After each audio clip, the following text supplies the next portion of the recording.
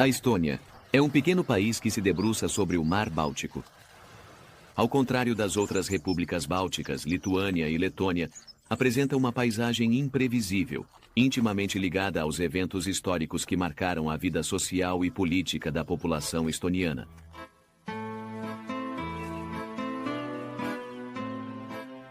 Quando decidi fazer um documentário que contasse a natureza e a conturbada história recente da Estônia, não imaginava que a realidade superaria qualquer expectativa. A Estônia foi uma terra por muito tempo disputada entre a Alemanha e a Rússia, até a Segunda Guerra Mundial, durante a qual foi incorporada à União Soviética como um Estado federado. Se passaram 13 anos desde que a Rússia, em 1991, reconheceu oficialmente a soberania da Estônia. Graças também à perestroika de Gorbachev, hoje, é possível filmar nessas terras que permaneceram inacessíveis por muito tempo. Em 1940, Stalin decretou a proibição de acesso às ilhas da Estônia Ocidental.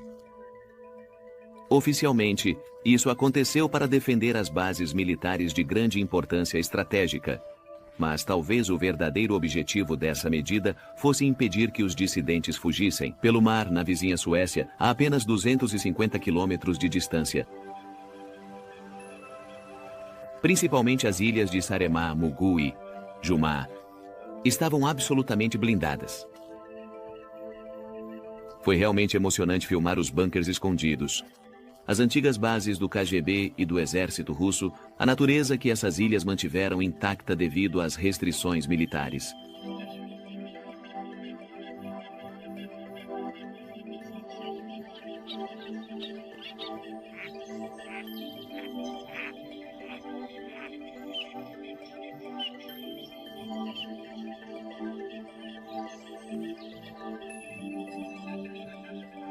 A Estônia é a mais setentrional e a mais marítima das repúblicas bálticas.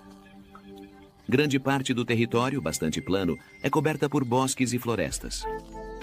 A Beite, Pini, Bétulas é o ambiente característico da taiga, nome russo que designa as imensas florestas dominadas por coníferas.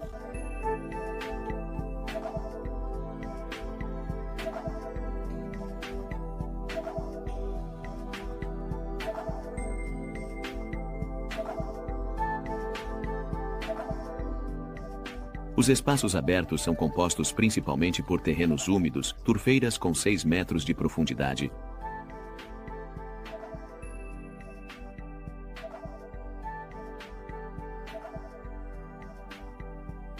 Possui e divide com a vizinha Rússia o quarto lago mais extenso da Europa, o Lago Peipsi.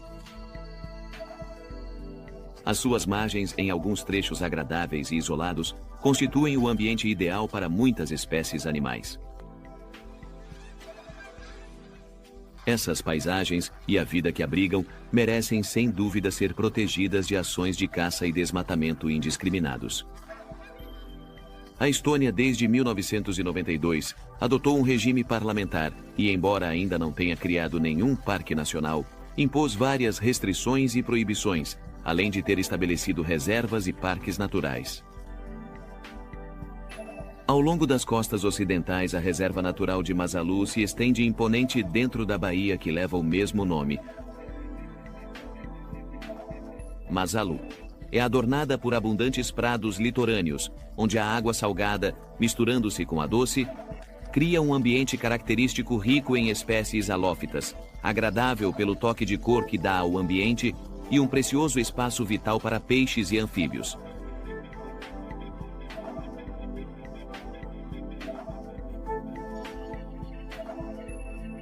A reserva é conhecida principalmente pela maciça presença de aves aquáticas.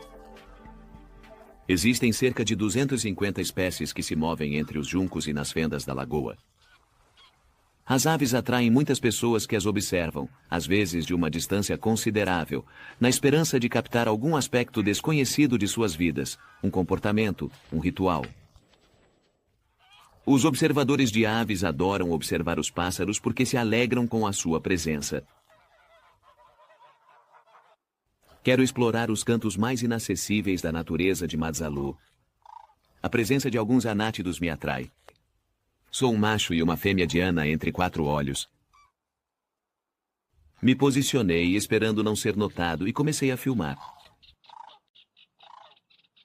Estamos no mês de abril, e para esta espécie de aves, a temporada de acasalamento acabou de começar. A formação dos casais é uma fase muito delicada. O macho, reconhecível pela plumagem branca e preta, nunca permite que a fêmea se afaste muito. Ele a persegue constantemente.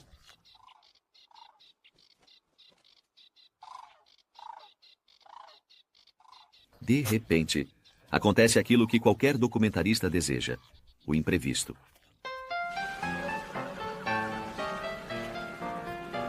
O casal de patos de 4 olhos sofre a intrusão de outro macho que quer conquistar a fêmea.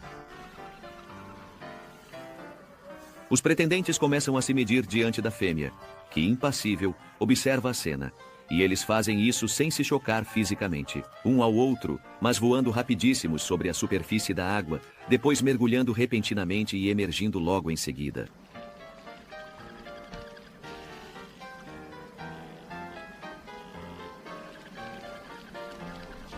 Eles mantêm esse ritmo por muito tempo e no final ficam exaustos.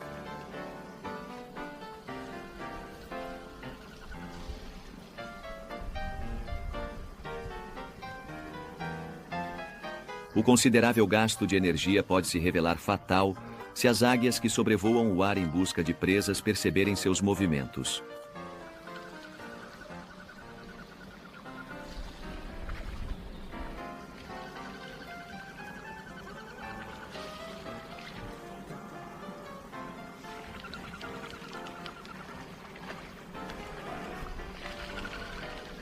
A disputa entre os 2 machos para cortejar a fêmea pode durar até 30 minutos. Neste caso, o intruso foi expulso, mas nem sempre termina assim. O macho vencedor do confronto será recompensado por sua tenacidade. Poderá acasalar, já que agora a fêmea está mais propensa a aceitá-lo.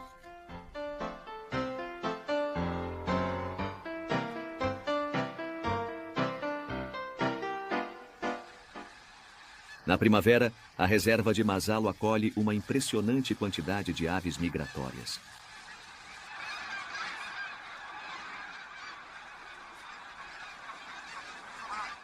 As gansos de face branca formam grandes bandos antes do grande voo. Da Europa, eles voarão por milhares de quilômetros sobre o oceano até chegarem à Groenlândia. Os dias que antecedem a partida são frenéticos e decisivos para o resultado da migração. Eles precisam se alimentar bem e estão sempre se movendo entre os campos do interior e os marinhos, que são mais ricos em comida. Elas são extremamente habilidosas no voo. Eles se movem com grande destreza entre ventos fortes e correntes de ar. As extraordinárias habilidades que as aves migratórias possuem serão severamente testadas na longa e traiçoeira jornada. A migração terá um desfecho feliz para muitos, mas alguns deles não conseguirão. Deixamos a animada reserva de Masalo e as costas da Estônia. Partimos para as ilhas. O arquipélago é formado por mais de 500 ilhotas, e apenas 10 delas possuem uma área que supera 1 km². A ilha de Muhu é a terceira em área. O que mais impressiona é a natureza intocada.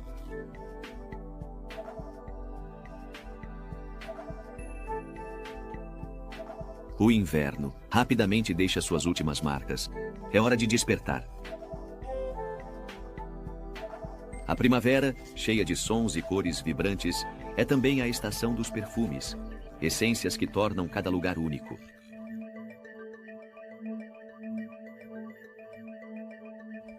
Muhu é quase inteiramente coberta por florestas.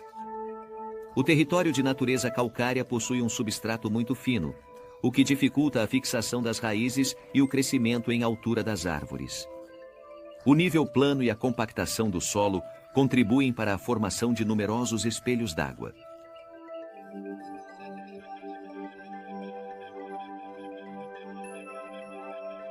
A antiga aldeia de Koguva guarda a memória histórica dos insulares.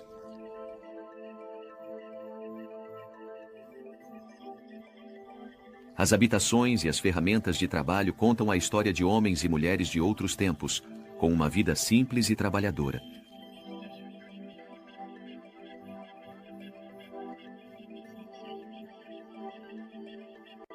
Dedicados principalmente à pesca, os homens eram responsáveis pelo sustento da família.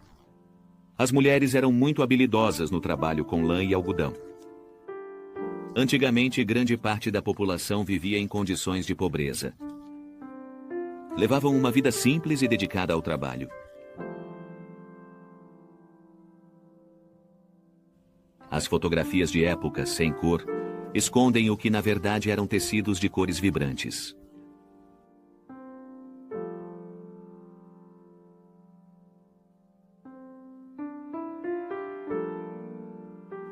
As decorações e os padrões das roupas, especialmente dos suéteres, eram diferentes. De um país para outro da Estônia e de uma ilha para outra do arquipélago. Serviam para reconhecer a origem dos marinheiros que se afogaram durante a pesca.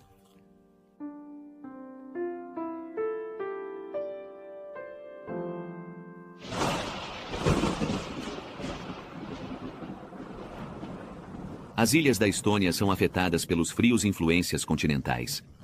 No entanto, o clima é amenizado pelas correntes marinhas mais quentes que vêm do Atlântico. Frequentemente, os confrontos entre massas de ar com temperaturas diferentes geram chuvas, às vezes breves, mas intensas. Algumas raridades botânicas podem existir justamente graças a esses fenômenos meteorológicos.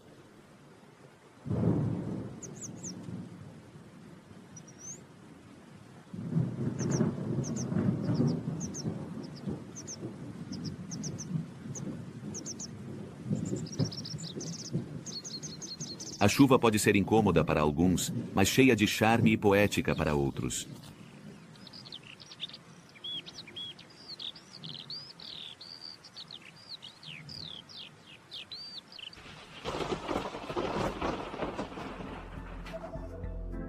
Saaremaa é uma ilha bastante grande e, talvez por isso, abriga os mais antigos testemunhos do arquipélago. Na charmosa cidade de Saari, ergue-se imponente um castelo do século XIV. O charme que o cerca não se deve à sua arquitetura ou à idade que, embora digna de nota, é comum a muitos outros. Esse charme vem da sua posição geográfica. Esses edifícios cercados por muros, equipados com torres e bastiões e rodeados por um amplo fosso, eram geralmente construídos em uma elevação. Eram utilizados para a moradia e defesa dos senhores feudais. Embora muitas fortalezas habitacionais tenham sido construídas também ao nível do mar, o castelo episcopal de Kuressaare é o único que foi erguido nas ilhas estonianas.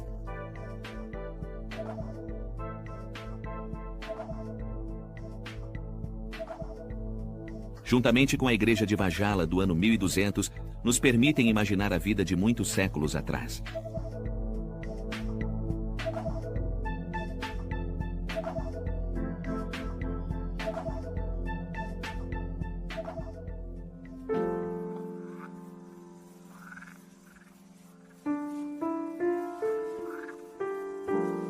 A ilha de Saaremaa lembra lugares distantes e inexplorados. As lagoas, cercadas por densas florestas, aumentam a beleza de uma terra riquíssima em biodiversidade. As aves aquáticas, presentes em todos os corpos d'água, tornam perfeito o quadro de uma natureza intocada, ideal, acompanhada pelos cantos desses cantores muitas vezes desafinados e estridentes, que podem ser ouvidos a grandes distâncias.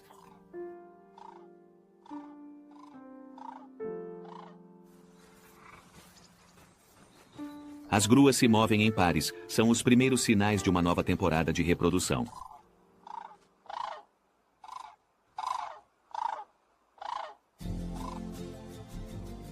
Saaremaa possui um perfil costeiro bastante irregular, evidente, principalmente pela presença de algumas penínsulas que se estendem para o mar por mais de 10 quilômetros. Tagamoisa, a mais ocidental, faz parte da preciosa reserva natural de Vilsandi. Depois de percorrermos os caminhos na floresta, chegamos ao extremo norte, o Velho Farol, que representa quase uma conquista. Inclinando-se muitos graus, tornou-se quase um símbolo para aqueles que vivem no parque. A inclinação cresce lentamente, até que no próximo futuro irá arruinar o solo.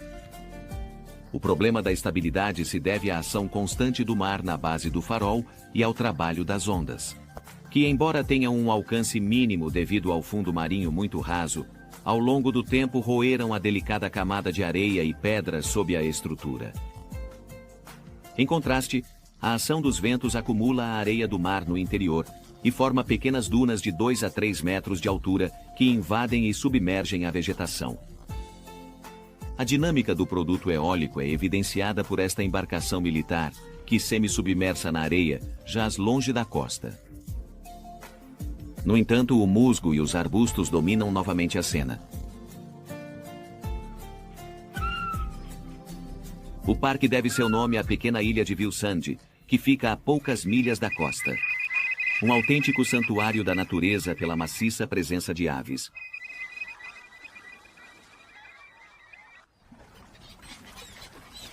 Existem cerca de 250 espécies presentes, algumas são residentes, outras migram sazonalmente entre a tundra ártica e a Europa Central.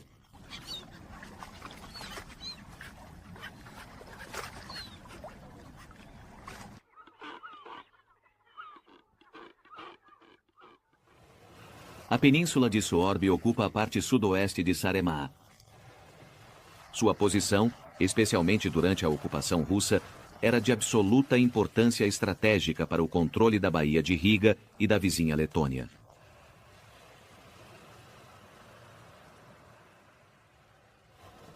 As estruturas militares erodidas pelo tempo ainda dominam, uma paisagem desolada e melancólica, tornada ainda mais triste pelo sussurro constante dos ventos. Na beira da praia, os fantasmas do passado estão espalhados por toda parte.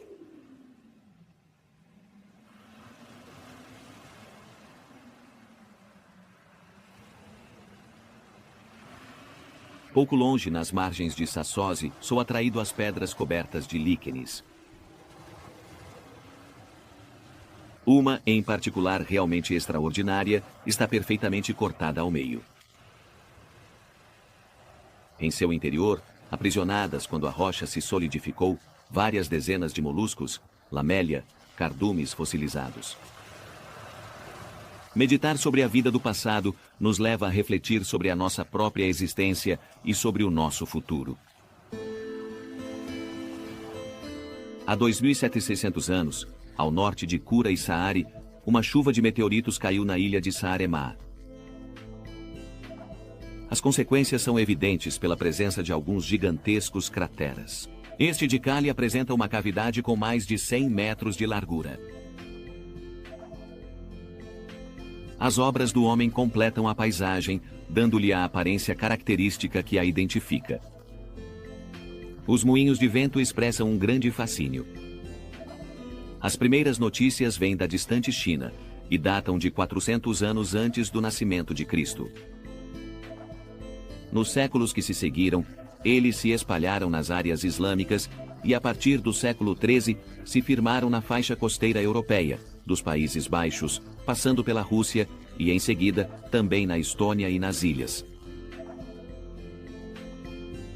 Os moinhos são máquinas agrícolas do passado, usadas para triturar e moer produtos alimentares como sementes, frutas com caroço e materiais fibrosos.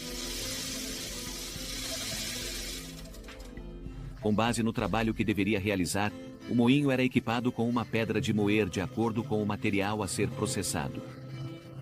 Os moinhos de vento com mós para grãos são muito comuns. O homem aprendeu a aproveitar os elementos naturais desde a antiguidade. Neste caso, ele usou habilmente a energia eólica. O vento bate nas lâminas em cruz, formadas por uma estrutura de madeira e lona, e através de tábuas e engrenagens, também de madeira, produz a energia necessária para acionar a mó. Alguns moinhos de vento estão bem conservados, outros não resistiram às intempéries e às mudanças naturais do ambiente. Uma planície castigada pelos ventos após décadas pode se tornar uma densa floresta.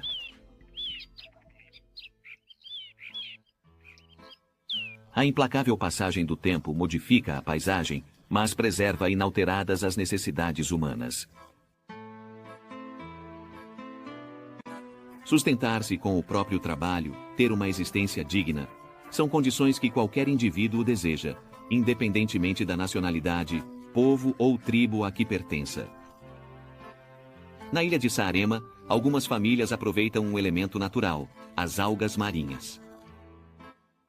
Os homens pescam as algas ao longo das costas e as estendem no chão nos campos por algumas semanas. Uma vez completamente secas, elas se tornam muito leves e prontas para o envio. Partirão para a Dinamarca, onde serão processadas e utilizadas para fins alimentares. As mulheres cuidam da coleta e da embalagem. Montam uma estrutura de madeira e organizam dentro as cordas finas que garantirão o produto ao final da operação, quando o quadro for removido.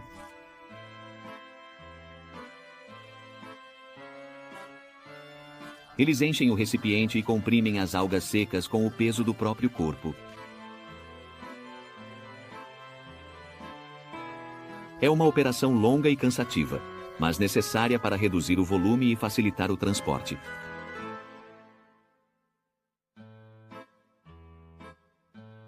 Até as crianças muito pequenas participam do que para elas é pouco mais do que um jogo ao ar livre, muito frio e penetrante, apesar do calor que o sol da primavera traz aos últimos momentos de um dia de trabalho duro.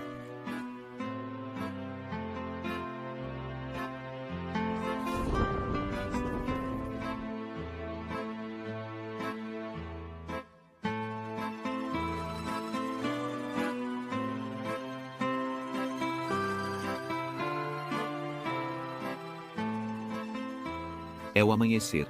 Chegamos ao porto de Tride. Precisamos deixar a ilha de Saaremaa. A atmosfera é deliciosa.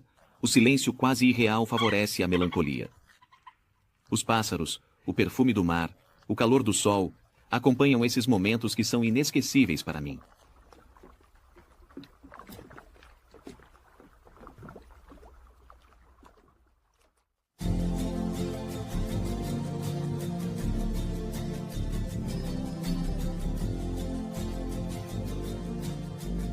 Yulma mostra seu rosto.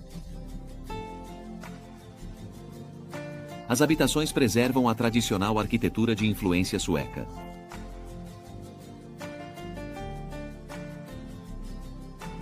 A construção do telhado é cuidadosa e engenhosa.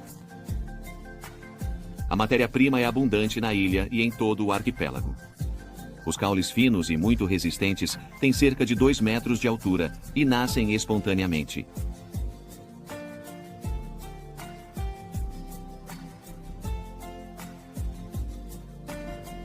Imensos campos amarelos coloram especialmente as áreas pantanosas e, em alguns casos, também o interior, mas apenas onde o solo é mais úmido.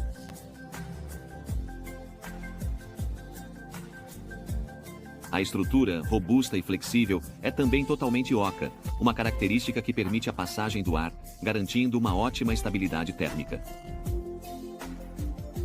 Unidos para formar feixes volumosos, eles são empilhados um ao lado do outro e deixados secar por cerca de 1 mês. Depois disso, estarão prontos para serem colocados em seu lugar. Eles se revelarão muito úteis para enfrentar o frio do inverno, suportarão o peso da neve e isolarão a habitação, ajudando a manter o calor dentro de casa.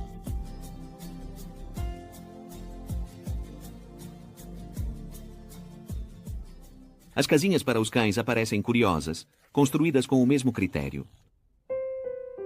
Nas ilhas da Estônia, foram construídos numerosos faróis. Os navegantes temiam o perigo, conhecido como Näckmansgrund. Alguns são muito antigos, inclusive um deles, aqui em Jumá, ostenta 2 recordes. É o farol mais alto de todo o Mar Báltico e é o 3º farol mais antigo do mundo, ainda em funcionamento. Com 67 metros de altura, foi construído sobre uma curiosa base piramidal na primeira metade do século XVI. Sua luz, no início, não era nada mais do que uma enorme fogueira. Depois passou-se a usar petróleo e, em seguida, eletricidade.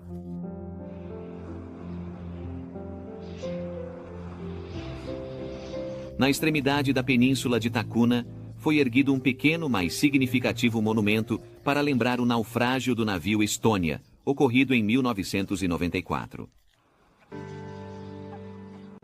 Todos que visitam este lugar colocam uma pedra em memória daqueles que perderam a vida. O naufrágio aconteceu no meio da noite.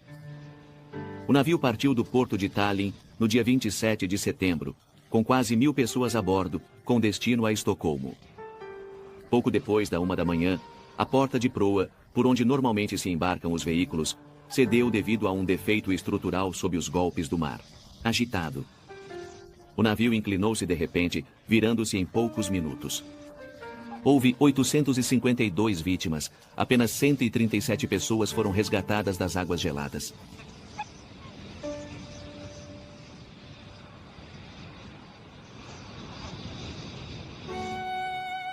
Partimos de Yuma, deixamos as ilhas. Através do Bainameri, voltamos ao continente. Este mar, até 2 meses atrás, podia ser atravessado de carro. No inverno, ele congela completamente, a ponto de permitir a construção de uma estrada provisória para conectar a ilha. A Estônia, assim como as outras repúblicas bálticas, reúne na capital quase 1/3 da população. Tallinn é uma cidade antiga e fascinante. Poucas cidades, na Europa, permitem sentir a atmosfera intacta dos séculos XIV e XV. De qualquer ângulo que se observe, as agulhas dominam. A famosa Raicoja Torn, a torre da prefeitura que se debruça sobre a praça principal.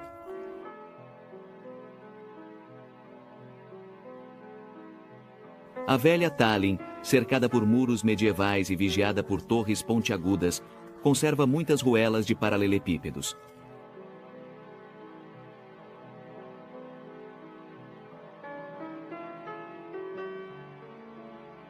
Ao contrário de outras cidades antigas, ela não foi incorporada pela cidade moderna, que se desenvolveu do lado oriental. Da colina de Toompea, a vista abrange grande parte da cidade. Percebe-se a diferença entre o antigo centro habitado em primeiro plano e os modernos prédios ao fundo.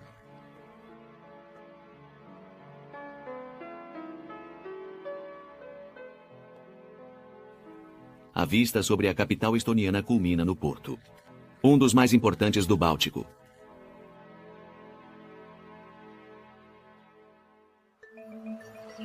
A 50 quilômetros a leste de Tallinn, encontra-se na costa o que no passado foi o primeiro Parque Nacional Soviético.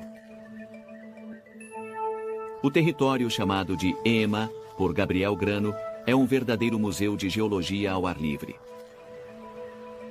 Numerosos seixos excêntricos de pedras cristalinas foram transportados e depositados ao longo dessas costas pelos gigantescos glaciares continentais que vieram da Finlândia e da Escandinávia. Os estudiosos, ao examinarem as pedras e sua disposição, coletaram informações valiosas sobre os deslocamentos das geleiras durante a última glaciação. O Parque Laema, devido à morfologia costeira, também é chamado de Terra das Baías. Entre as infinitas pedreiras, alguns depósitos de areia formam praias deliciosas, particularmente lotadas durante o verão, apesar das temperaturas pouco encorajadoras.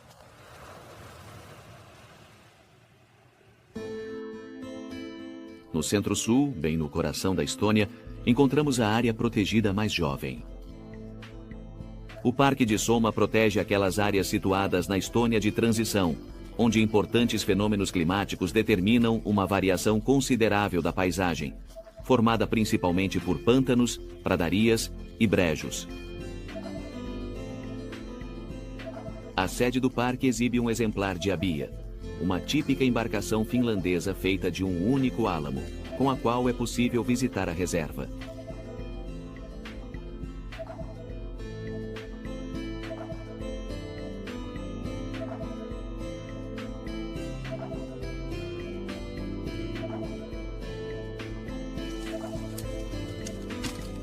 Alguns rios podem ser atravessados graças a pequenas pontes de madeira desgastadas pelas inundações que os submergem na primavera. O fenômeno da invasão das águas, chamado de a quinta estação de Soma, origina um gigantesco pântano. No entanto, isso durará por um breve período, deixando o terreno seco até as próximas chuvas.